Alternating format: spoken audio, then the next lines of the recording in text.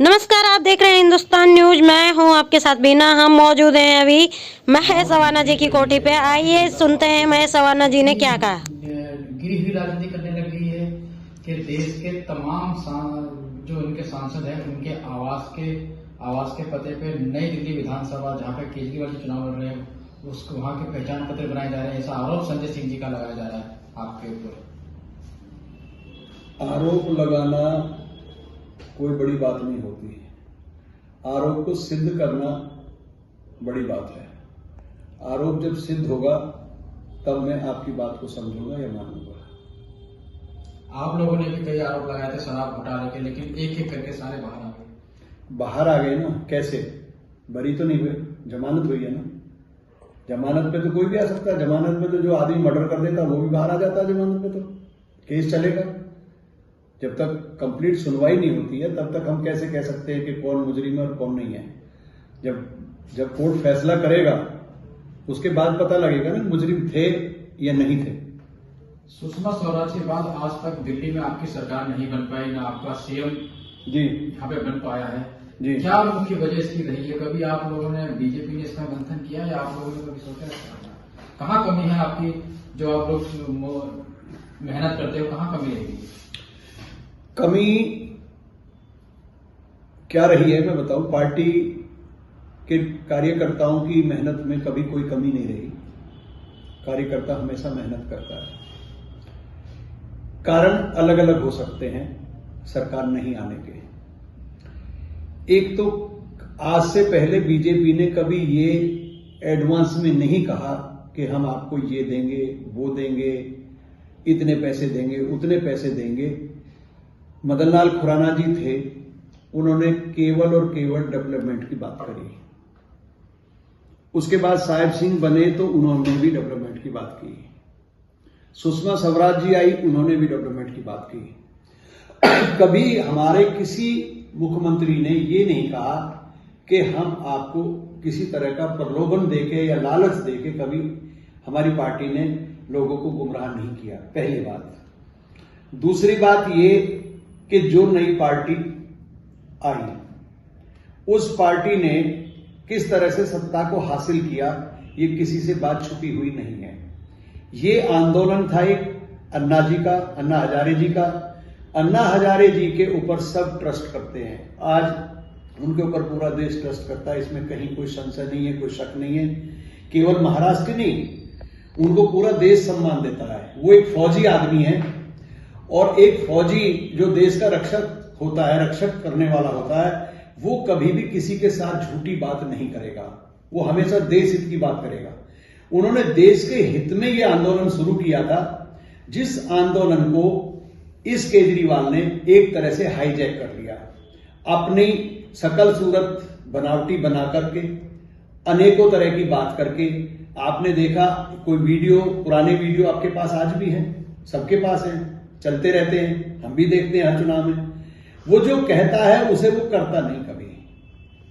और वो जो कहता है वो आपने देखा होगा, उसने ये कहा कि भाई इस दिल्ली में ऐसी सरकार बननी चाहिए, इस देश में ऐसी सरकार बननी चाहिए जो ना कोई लाल बत्ती की गाड़ी ले, ना कोई बंगला ले, ना कोई ये ले, वो सिंपल तरीके से रहेंगे, मैं भी सिंपल तरीके से रहूंगा।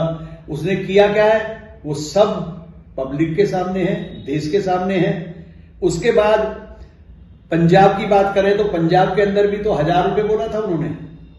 1000 रुपए जो बोला था, उस 1000 रुपए को आज तक कितने वर्ष हो गए सरकार बने? 2 साल से ऊपर हो गए। क्या किसी बहन को 1 रुपया भी मिला? 1000 रुपए की तो बात छोड़ दीजिए, यहां बात खत्म करिए। झूठ का पर्दाफाश यहां हो गया। दूसरा पर्दाफाश यहां हो गया दिल्ली सरकार के अंदर और एमसीडी के अंदर बुजुर्ग लोगों को, विधवा बहनों को, गरीबों को पेंशन मिलती थी और ये लगभग उस समय 3000 रुपए पेंशन हो गई थी। और 3000 रुपए पेंशन जो है पिछले 7 साल से बंद पड़ी है। 7 साल से बंद पड़ी होने के मतलब है एक आदमी का लगभग 7 साल का 2,52,000 रुपए को कैलकुलेट करिए आप, कितना बैठता है अब तक का। पहले 2,52,000 रुपया पर हेड का टोटल करेंगे तो कितना करोड़ों रुपए में बैठेगा। वो करोड़ों रुपया कहां है उसको दीजिए। उसके बाद में पंजाब की बात आ गई, पंजाब के बाद में अब वो कह रहे हैं दिल्ली के अंदर में 2100 रुपया देंगे। और कल एक और बात कहा है उसने, क्या कहा है आपको पता है? कल एक नया सरूपा और छोड़ दिया है, सिक्योरिटी वाला हम सिक्योरिटी गार्ड जो एसोसिएशन का फ्लैटों में जो सिक्योरिटी गार्ड होगा उसको भी तनख्वाह देंगे, कंपनसेशन देंगे, पैसा देंगे।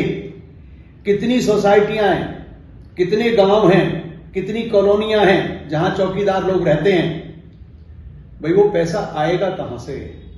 2100 रुपए, 1000 रुपए नहीं दे पाए आप, पेंशन 3000 रुपए महीने की नहीं दे पाए आप बुजुर्गों की, 2100 रुपए की आप घोषणा कर रहे हैं, उसके बाद आप गार्ड की भी घोषणा कर रहे हैं, उसके बाद ऑटो वालों की भी आप घोषणा कर रहे हैं।